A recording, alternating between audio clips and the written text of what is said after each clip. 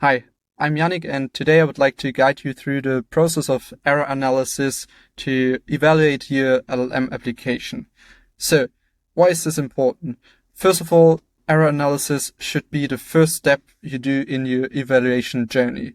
Before you even think about setting up LLM as a judge evaluators or even more complex evaluation pipelines, you should first figure out what are the failure modes, where does my application break, and what are the errors users encounter when interacting with your application.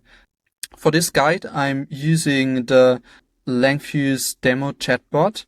So we added a small interactive chatbot with which you can chat. For instance, you can ask, how can I integrate Langfuse with LangGraph? The agent first uses a thinking model, decides to use a search tool, and then ultimately comes up with the final answer. All right.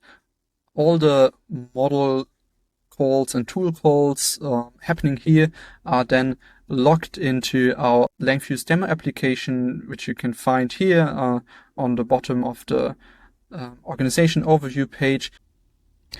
All right, so what's the process of error analysis? So first, we want to collect a diverse set of traces. Second, we are open coding them. Third is to structure all those labels. Then we reapply those structured labels to our traces and are now able to quantify all the failure modes we can see in our application.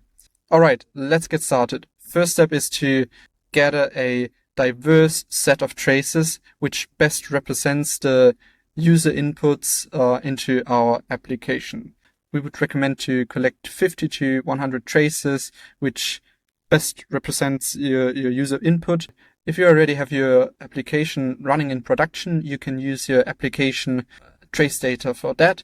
If you have a prototype with no production traces yet, you can create a synthetic data set of traces. I'll add a link in the video description on how to do this.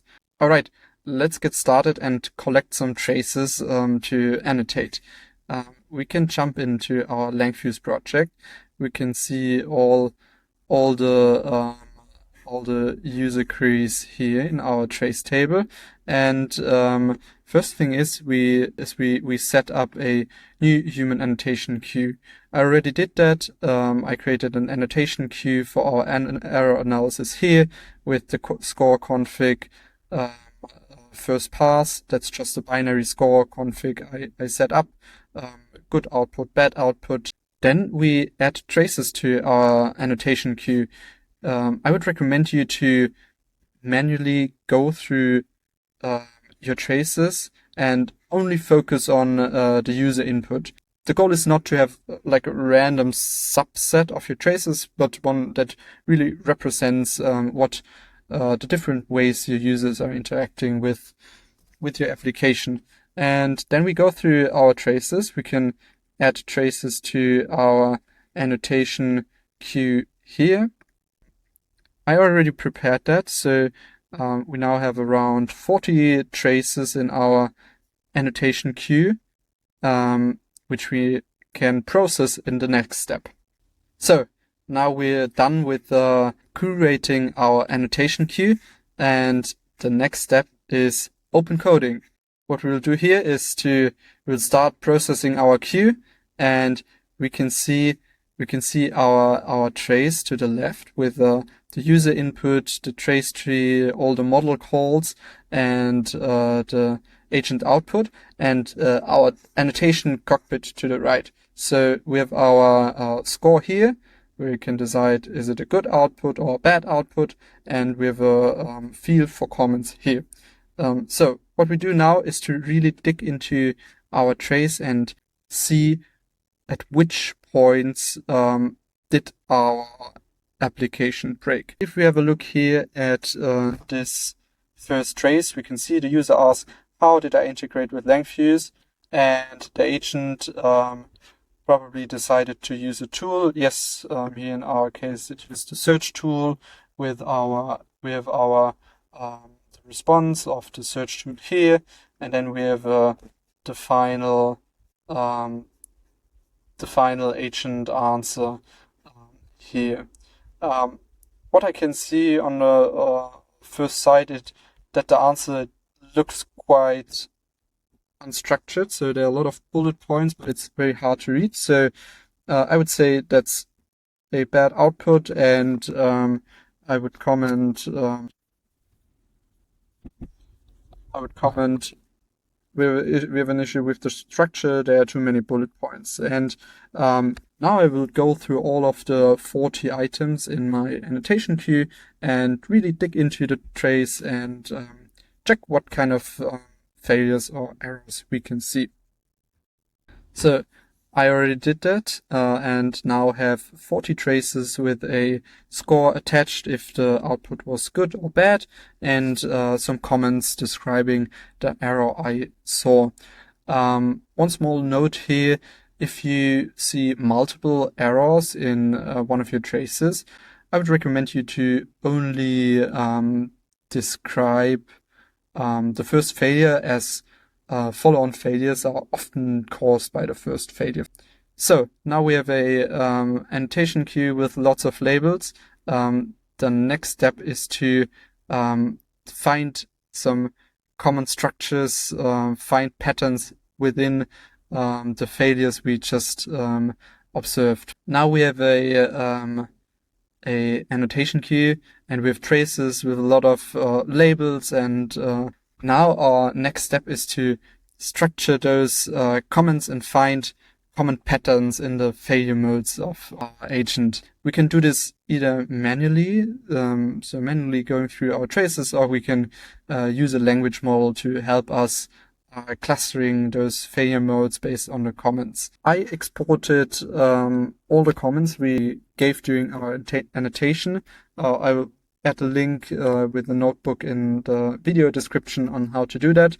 In this example, I exported the failure modes and used ChatGPT to help me structuring those into distinct failure modes. And now we can see we have 6 failure modes which best describe the failures of our application. For instance, here problems with our rec tool, or that our agent answers to irrelevant topics. In the next step, we want to apply those failure modes we identified in our previous step to our traces.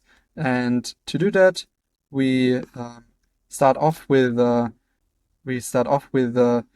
adding a score config. I already prepared that, so I added a categorical score config with all the failure modes we identified.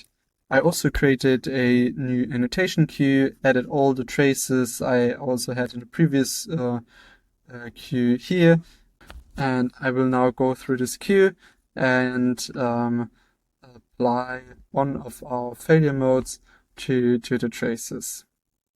I already did this and labeled all of our 40 traces, and now we can quantify what failures our application shows. I created a new widget in the Langfuse dashboard section, a small pivot table which shows what kind of failure modes we see most often in our application. And for our example, we can see that the most issues we had was with our rec tool. 2 things I would like to highlight, common issues we see teams doing.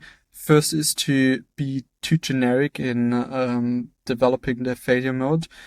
Often we see that teams fall back to the classic templated failures such as conciseness or hallucination, but we would recommend to really dig into your specific use case and find out what the specific failures are there. And a second pitfall is to only do this whole process once. This should be an iterative process which you update and have an up-to-date view of the failure mode your application has. So what are the next steps? So this error analysis now provided us with a base for our next evaluation steps.